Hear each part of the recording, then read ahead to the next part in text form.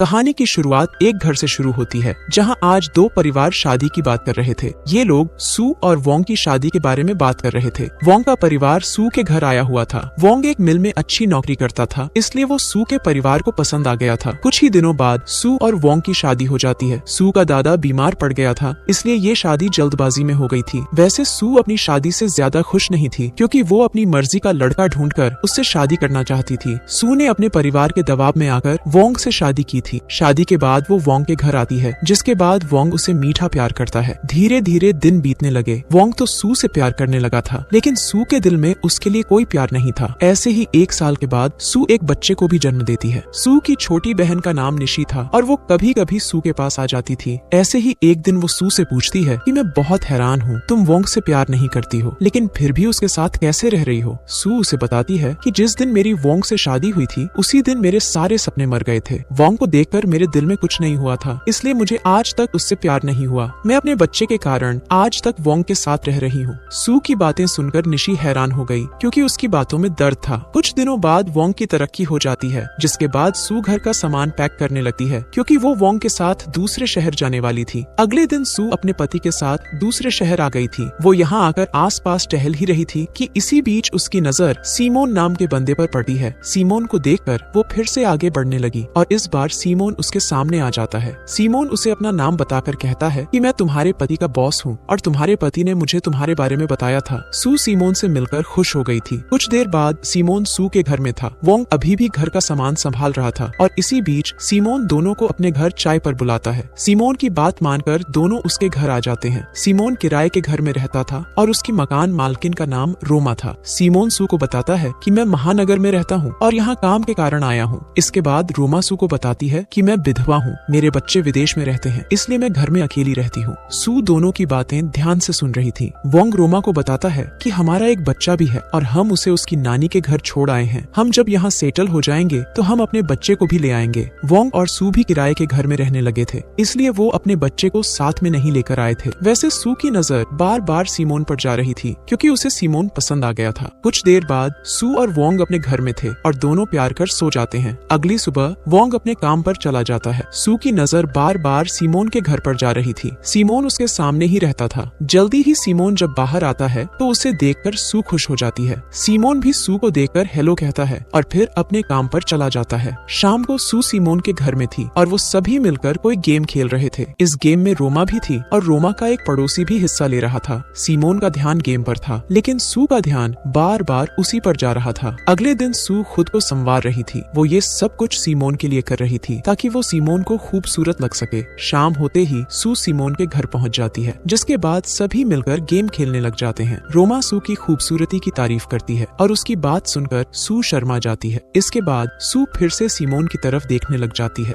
और इसी बीच वोंग दरवाजे पर आकर सू को घर चलने को कहता है। सीमोन उसे अंदर आने को कहता है, लेकिन वोंग उसकी बात नहीं मानता। सू को वोंग के तरीके पर गुस्सा आ रहा था। वोंग फिर से सू को पुकारता है, जिसके बाद सू उठ जाती है। घर आते ही सू वोंग पर गुस्सा करती है, क्योंकि उसे उसका तरीका पसंद नहीं आया था। वोंग उसे कहता है कि मुझे आज ही पता चला है कि सीमोन गंदा बंदा है। वो साला लड़कियों से प्यार का नाटक करता है और फिर मजे कर उन्हें छोड़ देता है। वोंग की बात सुनकर सू उदास हो गई। अगली सुबह सीमोन काम पर जा रहा था। सू आज भी उसे देख रही थी और उसे देखकर सीमोन भी रुक जाता है। सू का उदास चेहरा देखकर वो जैसे ही उसकी तरफ आने लगा कि तभी सू पीछे हट जाती है, जिसके बाद सीमोन काम पर चला जाता है। शाम को वोंग सू को बता रहा था कि हमारा बच्चा काफी शरारती हो गया है और वो हमें बहुत याद भी करता है। सू चुपचाप उसे सुन रही थी। वोंग आगे कहता है कि तुम्हें क्या लगता है कि हमें हमारा बच्चा यहाँ लाना चाहिए। सू उसकी बात का जवाब नहीं देती। वोंग उससे पूछता है कि तुम्हारे दिमाग में क्या चल रहा है, जिसके जवाब में सू कहती है कि मेरे दिमाग में सीमोन चल रहा है, क्योंकि मुझे उससे प्यार हो गया है। सू की बात सुनकर वोंग हैरान हो गया। वो सू पर गुस्सा नहीं करता, बल्कि उससे कहता है कि घर में तुम अकेली रहती हो, इसलिए तुम बहक गई हो। जब हमारा बच्चा हमारे घर आ जाएगा तो तुम्हारा प्यार का भूत उतर जाएगा। वोंग की बात सुनकर सू कुछ नहीं बोलती। अगले दिन वोंग के बुलाने पर सू का परिवार उसके घर आ गया था। सू की माँ, उसकी बहन निशी और सू का बच्चा भी उनके साथ था। रात को पूरा परिवार साथ में बैठकर खाना खाता है। खाना खाने के बाद वोंग और निशी बातें करने लगे थे। सू की नजर जैसे ही उन पर पड़ती है तो दोनों को देखकर वो हैरान हो जाती है।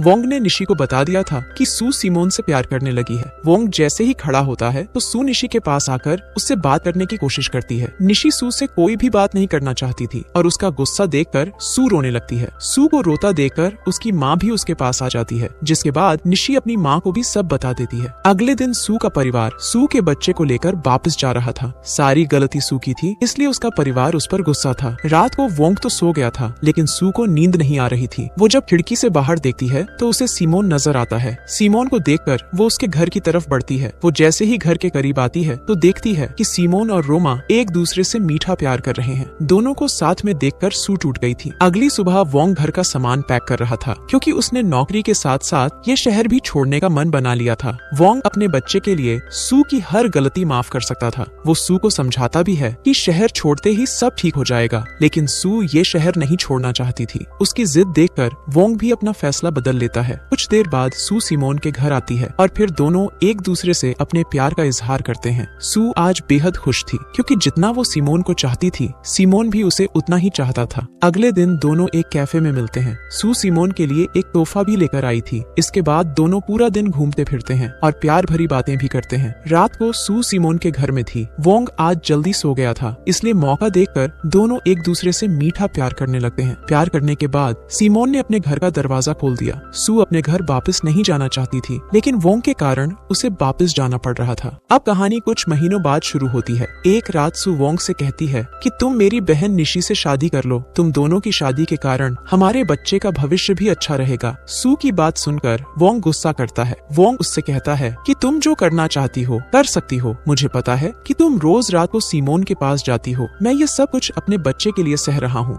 सू उसकी बातों पर ध्यान नहीं देती, बल्कि उसे निशी से शादी करने को समझाती है। सू की बातें सुनकर वोंग को इतना गुस्सा आ रहा था कि उसका दिल कर रहा था कि अभी सू को मार डाले, लेकिन अपने बच्चे के बारे में सोचकर वो चुप कर गया था। अगली रात सू फिर से सिमोन के घर में थी। प्यार करने के बाद सू सिमोन से कहती है कि मैं तुमसे शादी करना चाहती हूँ। सिमोन उसकी बात पर कुछ नहीं बोलता, बल्कि उसके सामने पैसे फेंककर कहता है कि मैं तुमसे शादी नहीं कर सकता। सू को पैसे नहीं चाहिए थे, उसे तो सिमोन चाहिए था, लेकिन वो उससे शादी नहीं करना चाहता था। सू को समझ आ गया था कि सिमोन उससे प्यार नहीं करता, बल्कि उसका पति ही उससे सच्चा प्यार करता है। कुछ दिनों बाद सू अपनी माँ के घर आती है। उसकी माँ एक बीमारी के कारण मर गई थी, इसलिए वो यहाँ वापस आई थी। सू अपनी बहन निशी से माफी मांगती है और फिर अपने प्यारे पति के पास वापस लौट जाती है। इसी के साथ इस कहानी का यही अंत हो जाता है।